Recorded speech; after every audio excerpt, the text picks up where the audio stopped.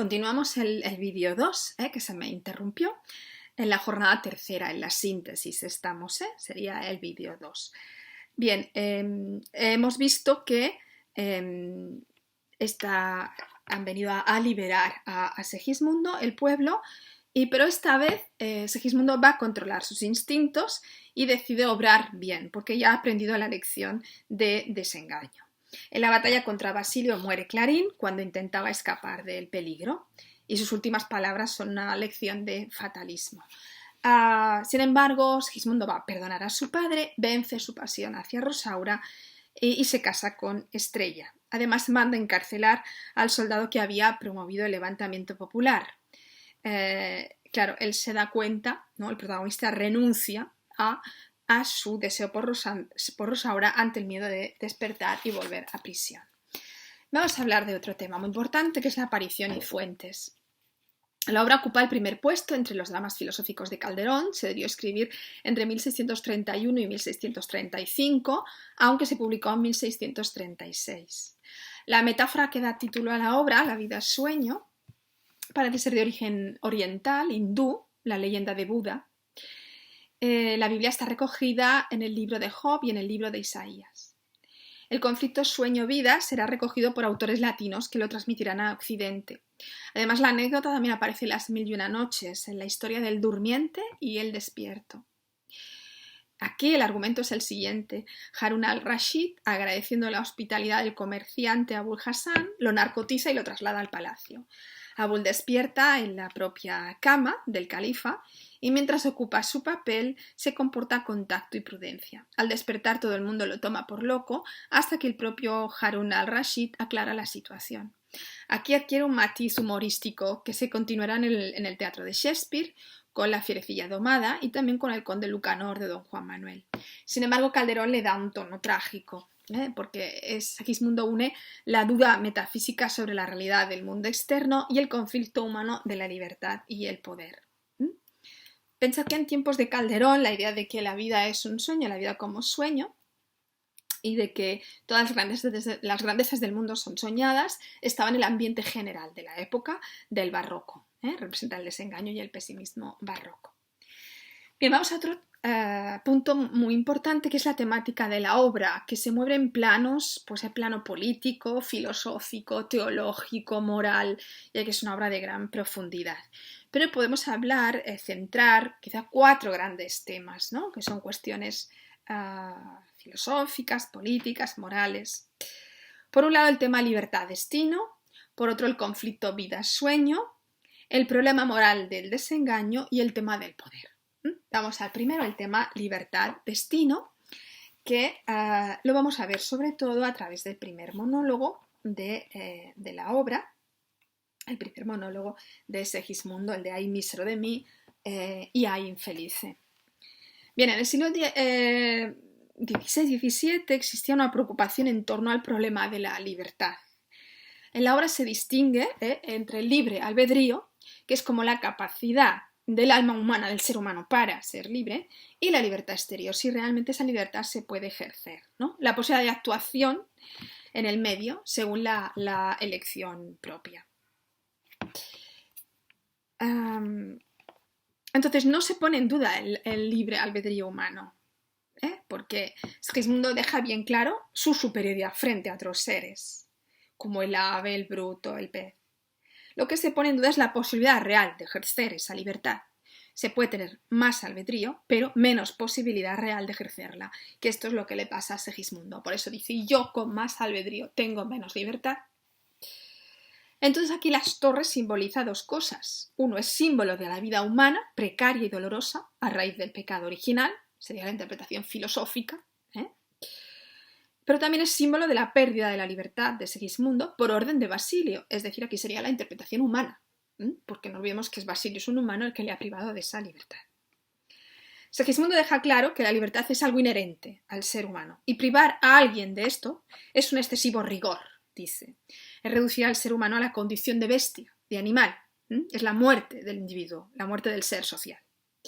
Basilio, al encerrar a su hijo, le ha quitado el ser hombre, el ser humano, es decir, le ha quitado la libertad. Y así lo expresa mediante antítesis, paradojas, oxímorons. ¿Mm? Aquí fijaos, cuando dice, en el traje de fiera yace un hombre, esqueleto vivo, animado muerto, monstruo humano, hombre de las fieras, fiera de los hombres, que antes de nacer moriste. ¿Veis? Antes de nacer moriste. Entonces se siente ofendido, rebajado, viendo que los pájaros, los brutos, los peces, el arroyo, tienen menos libertad que él. Según la lógica del personaje, es absurdo que el cielo dé más libertad a las criaturas a las que ha dotado peor para ejercerla. Así acaba con una especie de conclusión. El monólogo ya veis que es toda una argumentación, ¿no? Es decir, él dice qué delito he cometido, se pregunta la causa de su delito. En la ejemplificación a través de seres que ve más libres que él. Y por último, la conclusión formulada en forma de interrogación retórica. En llegando a esta pasión, un volcán, un Etna hecho, quisiera sacar del pecho pedazos del corazón. ¿Qué ley, justicia o razón negar a los hombres sabe, privilegio tan suave, excepción tan principal, que Dios le ha dado a un cristal, a un pez, a un bruto y a un ave? Fijaos que ya es una interrogación retórica porque tiene la propia respuesta, ¿no? Esto recordad que está en la jornada primera, escena segunda. Bien, vamos a otro tema enfocado en el segundo monólogo. Fijaos que los temas fundamentalmente están en los monólogos. Sería el monólogo que cierra la escena 2. La jornada, la segunda jornada. Bien. Es el conflicto vida-sueño. Un momentito. Estoy buscando. El conflicto vida-sueño. Aquí tenemos la confusión entre el sueño y la realidad por parte del protagonista. Se me ha ido el punto. Bien, aquí lo tengo. Este es el móvil argumental de la obra, de este enfrentamiento que se produce en la jornada segunda, escena tercera. Válgame el cielo, que veo, válgame el cielo, que miro, con poco espanto lo admiro, con mucha duda lo creo. Es cuando ha sido devuelto a la prisión y entonces dice, no puede ser.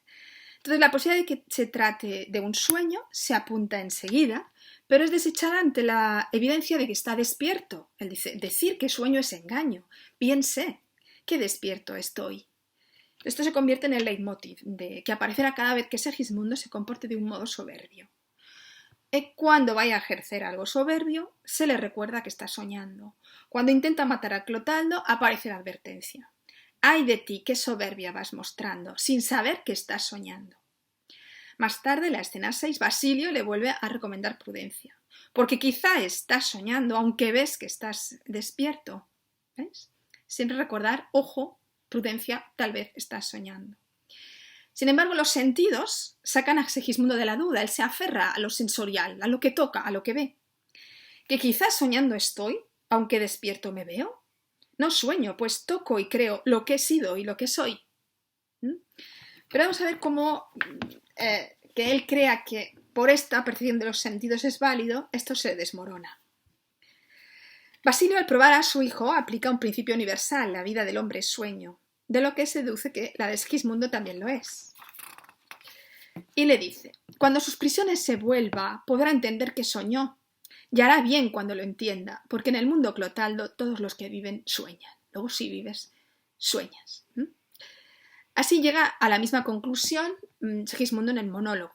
Sueña el rey, sueña el rico, sueña el pobre, sueña el que a medrar empieza, sueña el que afana y pretende, sueña el que agravia y ofende. En el mundo, en conclusión, todos sueñan lo que son, aunque ninguno lo entiende. ¿Veis? Aquí está esa anáfora, sueñas desde ser rico al pobre todo el mundo, pero nadie lo entiende, ¿no? Hemos visto estos dos monólogos que son las dos columnas que sustentan el edificio ideológico de toda la obra y además suponen los momentos más líricos, más emotivos. Si todo el mundo sueña, pues él también, ¿no? Yo sueño que estoy aquí, de estas prisiones cargado, y soñé que en otro estado más lisonjero me vi. ¿Qué es la vida? Un frenesí. ¿Qué es la vida? Una ilusión, una sombra, una ficción. Y el mayor bien es pequeño, que toda la vida es sueño, y los sueños, sueños son. ¿Veis? Maravillosa esta conclusión a la que llega, que es la metáfora que da título a la obra. Entonces es muy importante este tema. Bien, vamos a pasar ahora al siguiente tema, que es el problema moral del desengaño. La experiencia como príncipe lleva a Segismundo al escepticismo total. Esta experiencia le lleva a ser escéptico. Los sentidos ya no son válidos para distinguir la vigilia del sueño. Ya no sirve lo que vemos, lo que tocamos para saber si estamos soñando o no. Porque si ha sido soñado lo que vi palpable y cierto, lo que veo será incierto. Toda esta argumentación a la que va llegando el personaje. Entonces, al no tener valor los datos sensoriales, hay que buscar un valor que nos afirme sobre la tierra y nos dé una razón de ser. A algo nos tenemos que aferrar. Este algo descubre Segismundo que es hacer el bien. Se le ha ido diciendo, no cuesta hacer el bien, por si acaso estamos soñando. A partir del monólogo segundo, Segismundo no actuará ya en función de lo que ve. Sabe que eso no es válido. Desconfiará del mundo y buscará siempre el bien, ¿no? El desengaño llevará al protagonista a la afirmación de que sea verdad o sueño, obrar bien es lo que importa. Si fuera verdad, por serlo. Si no, por ganar amigos para cuando despertemos. Siempre pensar con la idea de ¿y si despertamos? Porque no cuesta nada obrar bien. También tenemos otro elemento fundamental al que aferrarnos en esta vida como sueño. En esta transformación de Segismundo en la que va a controlar sus instintos y su fiereza, es Rosaura la que tiene un papel fundamental. Porque el amor se presenta como algo que aparece real frente a lo soñado. El que, bueno, yo vi algo, era amor. De todos era señor y de todos me vengaba. Solo a una mujer amaba, que fue verdad, creo yo, en que todo se acabó y esto solo no se acaba. ¿Veis? ¿Sabéis qué? Esto sí que fue verdad. También Rosaura le lleva a la experiencia del carpe diem. Si soñamos, aprovechemos lo que el sueño nos da antes de despertar. Y sepamos aprovechar este rato que nos toca, pues solo se goza en ella lo que entre sueños se goza. Es decir, si es un sueño vamos a gozar el tiempo en el que estemos soñando. Para esta lección, Segismundo reprime su agresividad, renuncia al amor de Rosaura y aprende a ser un ser social.